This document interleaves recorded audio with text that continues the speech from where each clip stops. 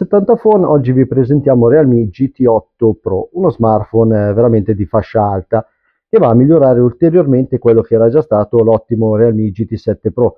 Qui in più abbiamo un display super luminosissimo, 7000 nit, abbiamo poi una batteria da 7000 mAh che ci conduce a sera con un uso intenso e comunque anche oltre, anche nella giornata dopo riusciamo a fare qualche ora. Un processore di fascia alta, abbiamo lo Snapdragon 8 Elite Gen 5, insomma veramente tanta roba.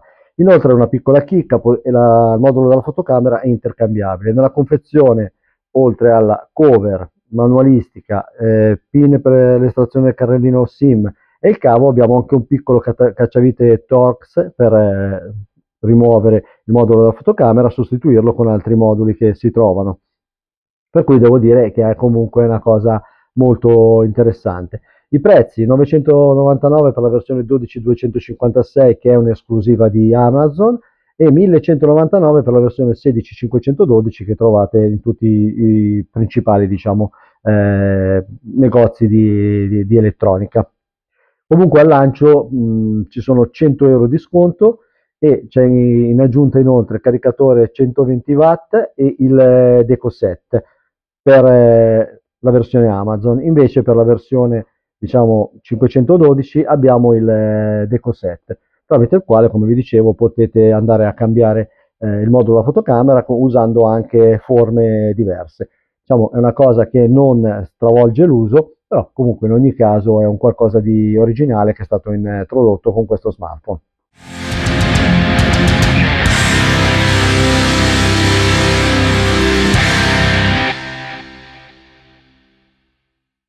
Vediamolo da vicino. Questa è la versione Urban Blue, è un polimero effetto pelle carta, devo dire molto morbido e il grip è davvero ottimo anche senza la cover.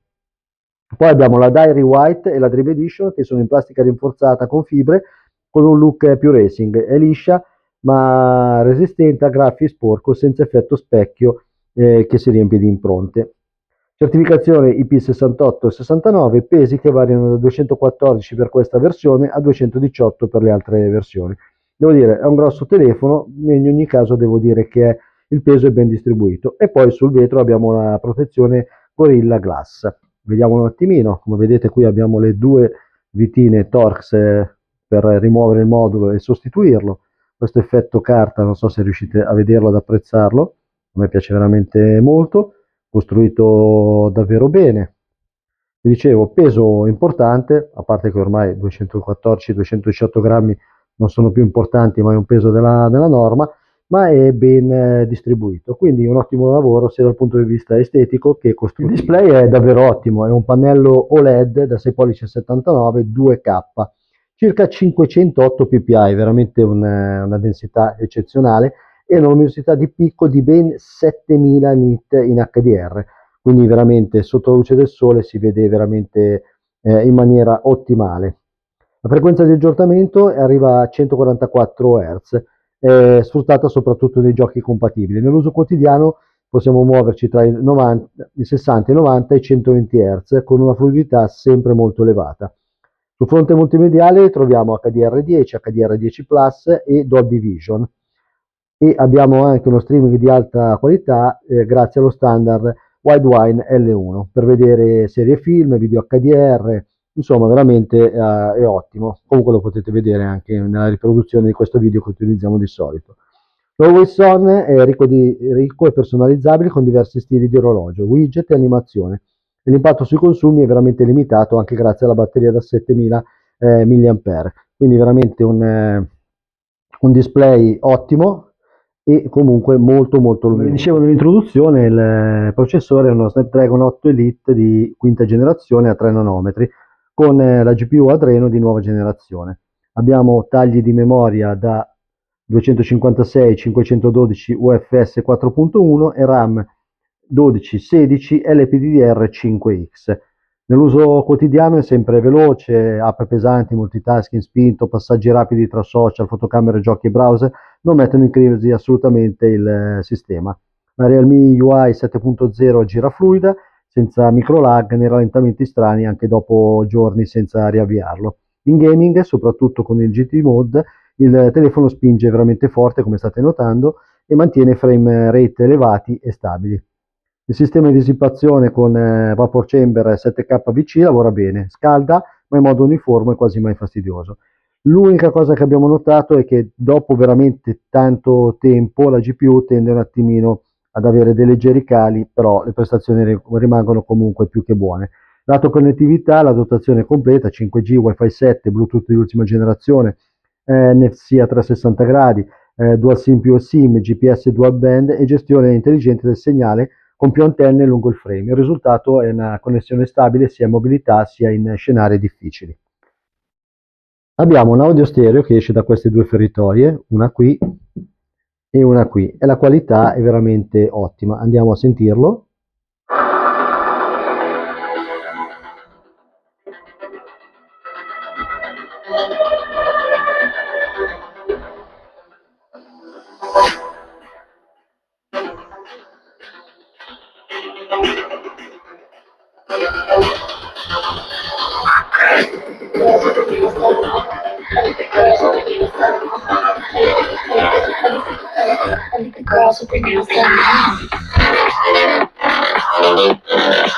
Come avete sentito, audio potente e ben equilibrato. Stessa cosa la ritroviamo ovviamente in viva voce nelle chiamate e anche in capsula. Chiamate che sono ben gestite, connettività piena e non abbiamo avuto cali di prestazioni o comunque perdite di segnale. A livello software abbiamo la Realme UI 7.0 su Android 16. Sono previsti 4 anni di major update e 5 anni di patch di sicurezza.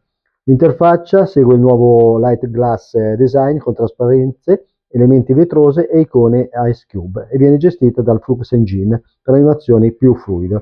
Ovviamente abbiamo le AI, come potete vedere abbiamo diverse cose, ovviamente abbiamo integrazione con Gemini e Circle to Source, Notify Brief che raccoglie notifiche, appuntamenti e promemoria in piccoli briefing della giornata, AI Framing Master che entra nell'app fotocamera e aiuta a comporre meglio le inquadrature, AI Gaming Coach che riconosce i momenti chiave in alcuni giochi, registra clip automatiche e gestisce le notifiche in modo intelligente, AI Studio per generare immagini a partire dai propri ritratti, abbiamo vari strumenti foto nella galleria AI, insomma comunque come vedete è ricca di funzionalità AI, però è sempre veramente molto rapida, è sempre pronta all'uso e sono comunque funzioni, come potete vedere, che sono funzioni che sono utili, non è un'interfaccia, diciamo un'AI giusto per farla, è un'AI congegnata in modo funzionale. Come vi dicevo anche in fase di introduzione, uno dei punti forti è assolutamente la batteria, parliamo di una batteria da 7000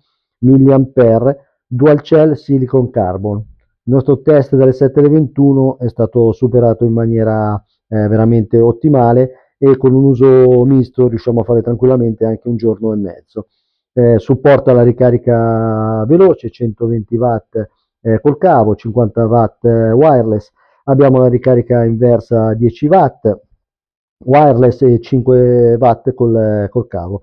Insomma, devo dire che è veramente una batteria ottima che ci dà sicurezza e ce lo fa usare senza assolutamente nessun patema d'animo. Dal punto di vista fotografico, grazie anche alla collaborazione con Ricoh GR, abbiamo dei miglioramenti. La fotocamera è composta da una 50 megapixel, che è la principale, stabilizzata, che è ottimo sia di giorno che di sera, con colori vivi ma credibili, non sono troppo spinti. I ritratti sono convincenti e anche un buon controllo della gamma dinamica. Qua abbiamo una 200 mp teleperiscopico che è stabilizzato, lavora benissimo a 3x per i ritratti, ma resta sfruttabile anche a zoom più spinti con buona luce. Abbiamo poi una 50 megapixel ultra wide che è molto migliorata rispetto al passato, ahimè non ha l'autofocus, quindi è un pochettino meno versatile per alcuni, diciamo, ritratti creativi, chiamiamoli così. Stessa cosa dicasi della selfie da 32 megapixel, ottima per social e videochiamate, però anche qui abbiamo solo il fuoco fisso, quindi anche qui è un pochettino meno flessibile come fotocamera. Comunque vi dicevo, l'elemento distintivo è la collaborazione con Ricoh GR, e il GR Mode offre focali 28 e 40 mm, e sono, diciamo, controlli essenziali e un look più street reportage, con profili colore bianco e nero dedicati. Diciamo, è una modalità più di nicchia, molto interessante per chi ama fotografare, meno per chi vuole, diciamo, punta e scatta, quindi la sfrutterà un po' meno. Per quanto riguarda i video, GT8 Pro registra fino a 8K a 30 fps e 4K a 120 fps. Supporto Dolby Vision, che trovo sia molto interessante. L'unica pecca è che la stabilizzazione non è il massimo. In conclusione, il Realme GT8 Pro è il migliore GT di sempre, come vi ho detto è stato migliorato sia come potenza che come display, l'autonomia è veramente eccezionale, la fotocamera è stata migliorata anche qui grazie alla collaborazione con Ricoh GR, però vabbè, come tutti i telefoni ci sono delle cose che possono essere migliorate, come la stabilizzazione video, e la ultra wide e la selfie che non hanno l'autofocus, qualche leggera perdita di potenza della GPU sotto stress. Il peso è abbastanza importante, però troviamo che sia ormai in linea anche con tutti gli altri top di gamma. Il prezzo è un po' una scommessa perché comunque ci avviciniamo ai prezzi dei top di gamma, quindi qui Realme dovrà essere brava a far capire e a spiegare bene questo prodotto per poterlo vendere. È vero, ci sono già degli sconti, magari ne arriveranno altri nei prossimi mesi, per cui diciamo che potrebbe diventare un prodotto più appetibile. Con questo concluso, un saluto da Loris e da Lucio per Battista 70 Phone.